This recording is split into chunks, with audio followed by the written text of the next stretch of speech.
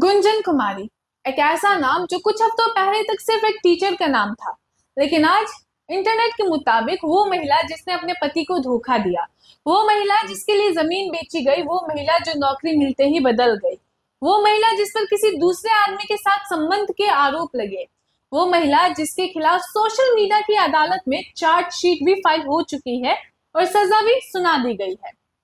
लेकिन एक मिनट, ये कोर्ट के फाइंडिंग्स नहीं है, ये इंटरनेट के हेडलाइंस है, ये यूट्यूब के थंबनेल्स है, ये वायरल रील्स है, ये वो कहानी है जो हमें रोज परोसी गई और इतनी बार परोसी गई कि लोगों ने आरोप को सच और थंबनेल को एविडेंस समझना शुरू कर दिया।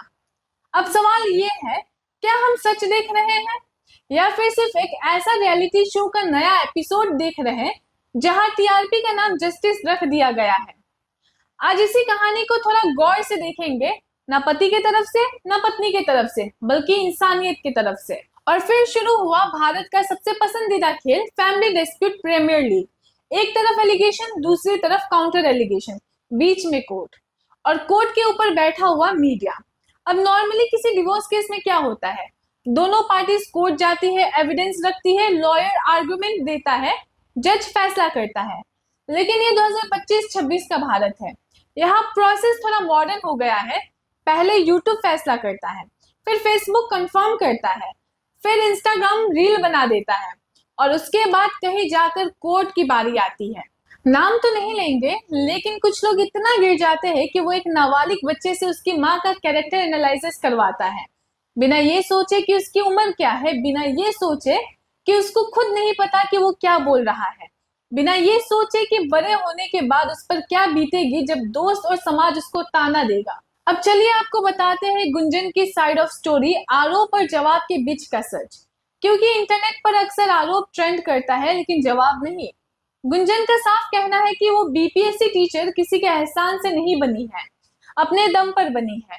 उनका कहना है कि जब लोग आज उनकी सफलता का हिसाब लगा रहे हैं, तब कोई उन रातों का हिसाब क्यों नहीं लगा रहा जब वो काम खत्म करने के बाद पढ़ाई करती थी। कोई उन रातों का हिसाब क्यों नहीं लगा रहा जब एक हाथ में किताब और दूसरे हाथ में बच्चे की जिम्मेदारी होती थी। कोई उन सालों का हिसाब क्यों नहीं लगा रहा जब एग्जाम का प्रेशर और घर की जिम्मेदारी एक साथ चल रही थी। लेकिन सोशल मीडिया का कैलकुलेटर बहुत अलग होता है, उसमें मेहनत का कलम है ही नहीं, सिर्फ कंट्रोवर्सी का होता है। अब अमन का आरोप है कि गुंजन का एक्स्ट्रा मैरिटल अफेयर था।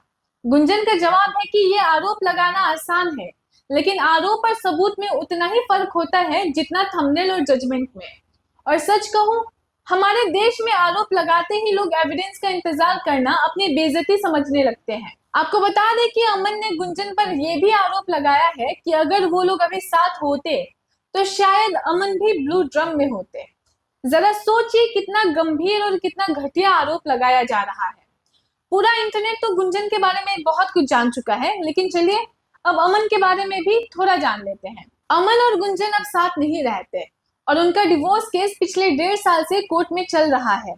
अब जरा गौर कीजिए, गुंजन का आरोप है कि अमन बहुत शराब पीता है, साथ ही वो शराब और गांजा की तस्करी करता है, जिस कारण वो कई बार जेल भी जा चुका है। गुंजन का कहना है कि वो पहले खुलकर नहीं बोल पा रही थी क्योंकि उसे धमकी दी गई थी कि इस मामले में अगर ज्यादा बोली या फिर कुछ भी बोली तो उसकी जान ले ली जाएगी। लेकिन सोशल मीडिया पर चल रही लगातार चर्चा और बदनामी के कारण वो मानसिक रूप से काफी परेशान हो गई है और अब खुलकर सामने आई है। लेकिन बात यही खत्म नहीं होती। गुंजन ने यह भी कहा कि अमन उसके माँ बाप को लगातार बताता रहा कि उसका अफेयर चल रहा है, जबकि उसके मुताबिक ऐसा कुछ नहीं है। उनका कहना है कि उनके माँ बाप ने सबूत मांगा, लेकिन अमन के पास कोई भी सबूत नहीं था। गुंजन का यह भी आरोप है कि गांव के लोगों के बीच उनके बारे में बहुत घटिया और गलत बातें फैलाई गई, सिर्फ उसकी इमेज खराब करने के लिए। अब आते हैं सबसे बड़ा सवाल, आखिर अमन ऐसा कर क्यों रहा था। जैसे कि हमने आपको बताया, उनका डिवोर्स केस पिछले लगभग 1.5 साल से कोर्ट में चल रहा है और बच्चे की कस्टडी का फैसला भी कोर्ट को ही करना है।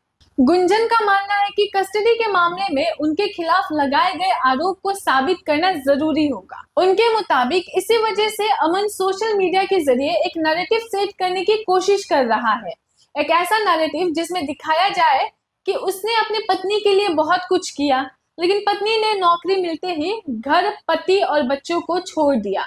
गुंजन ने साफ कहा कि जब कोर्ट में बिना सबूत के बात नहीं बन पा रही थी, तब सोशल मीडिया का सहारा लिया गया, उन्हें बदनाम किया गया।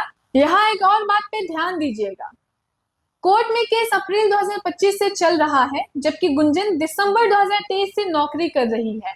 अब जो थंबनेल्स और हेडलाइंस चलाई जा रही है कि बीपीएससी टीचर बनते ही पति को छोड़ दिया या नौकरी मिलते ही घर तोड़ दिया, उन दावों को देखते वक्त इस टाइमलाइन पर भी गौर करना चाहिए।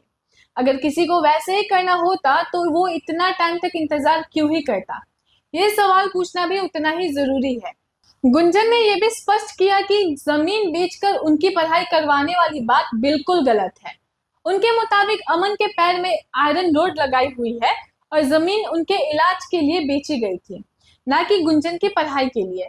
अब शायद आपको तस्वीर थोड़ा साफ नजर आ रहा होगा। गुंजन के मुताबिक कोर्ट ने कस्टडी के मामले में सबूत मांगे और इसी वजह से उनकी इमेज को पूरा खराब करने की कोशिश की गई। ये भी संभव है कि पूरा मामला कुछ और हो, ये भी संभव है कि कोर्ट में रियलिटी कुछ और सामने आए, इसीलिए अंतिम फैसला कोर्ट को ही करना है, इंटरनेट को नहीं। लेकिन एक बात हमेशा याद रखिएगा, जर्नलिज्म का मतलब लोगों की आवाज बनना है, ना कि टीआरपी और व्यूज के लिए किसी की पूरी जिंदगी को कंटेंट में बदल देना। खासकर गुंजन और अमन के मामले में, जब कोर्ट पहले से बैठा हुआ है और कानूनी प्रक्रिया चल रही है, ये एक फैमिली मैटर था और इसका फैसला कोर्ट को ही करना था।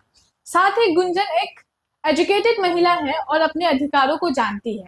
अक्सर जब ऐसी कहानियां किसी बॉलीवुड स्टार या वीआईपी से जुड़ी होती है तो लोग उसे पर्सनल चॉइस कहकर आगे बढ़ जाते हैं, लेकिन जब कहानी एक आम व्यक्ति की होती है तो लोग उसके अधिकारों और उसकी पर्सनल चॉइस को भूल जाते हैं और फिर टीआरपी और व्यूज की रेस में एक तरफ की कहानी को इतना दिखाया जाता है कि दूसरी तरफ की आवाज दब जाती है। और शायद इसीलिए इस पूरे मामले में सबसे बड़ा सवाल ये नहीं कि कौन सही और कौन गलत, सबसे बड़ा सवाल ये है कि क्या हम सच में जानना चाहते हैं कि सच क्या है, या फिर सिर्फ वो कहानी सुनना चाहते हैं जो सबसे ज्यादा वायरल हो रही है। ये है इस वायरल विवाद की वो तस्वीर जिसे शायद रील्स और थंबनेल्स की भीड़ में आपको देखने नहीं दिया गया। अब जरा ठंडे दिमाग से सोचिए, अमन और गुंजन के बीच क्या सच और क्या झूठ, इसका फैसला करने के लिए हमारे देश में बकायदा कानून है, अदालत है और जज मौजूद है। लेकिन अफसोस की बात यह है कि आज न्याय की उस चौखट से पहले सोशल मीडिया का डिजिटल कोर्ट अपना फैसला सुना चुका होता है। व्यूज, लाइक्स और टीआरपी के इस अंधी दौर में आज का डिजिटल मीडिया किस हद तक गिर चुका है, इसका अंदाजा इस बात से लगाइएगा कि किसी की जिंदगी का सबसे दर्दनाक मोड़, किसी के घर का बिखराव और एक मासूम बच्चे का भविष्य यूट्यूबर्स के लिए सिर्फ कंटेंट बनकर रह गया है। थंबनेल्स पर भड़काऊ बातें लिखकर बिना किसी जांच पड़ताल के किसी महिला के कैरेक्टर को तार तार कर देना और एक बच्चे से उसकी मां के खिलाफ कहलवाना, क्या यही है हमारा जर्नलिज्म? क्या चंद पैसों की टीआरपी के लिए किसी की पूरी जिंदगी को दांव पर लगा देना जायज है? और सबसे बड़ा सवाल हमारे कानूनी सिस्टम या हमारे अपनी मेंटेलिटी पर भी है। हमारा सिस्टम इतना सुस्त क्यों है कि अदालतों के चक्कर काटते काटते लोग थक जाते हैं और मजबूरन न्याय के लिए या अपनी भड़ास निकालने के लिए उन्हें सोशल मीडिया का रुख करना पड़ता है। 1.5 साल से डिवोर्स का केस कोर्ट में है, लेकिन फैसला आने से पहले इंटरनेट का कैरेक्टर जजमेंट का खेल पूरा हो जाता है और हम यानी इस देश की जनता जो इस डिजिटल दंगल को फेसबुक प्रीमियर लीग की तरह पॉपकॉर्न खाकर देख रही है, हम बिना सबूत के किसी को भी दोषी मान लेते हैं सिर्फ इसलिए क्योंकि किसी ने वीडियो के थंबनेल पर ऐसा लिख दिया था। याद रखिए, आज गुंजन और अमन का घर बीच चौराहे पर नीलाम हो रहा है। कल को आपकी या हमारी निजी जिंदगी भी किसी यूट्यूबर का थंबनेल बन सकती है। जब तक हम एक समाज के तौर पर इस डिजिटल लिंचिंग और टीआरपी के भूखे मीडिया को बॉयकॉट नहीं करेंगे, तब तक इंसाफ सिर्फ एक मजाक बनकर रह जाएगा। अदालत को अपना काम करने दीजिए, क्योंकि इंटरनेट पर व्यूज तो मिल सकता है, इंसाफ नहीं।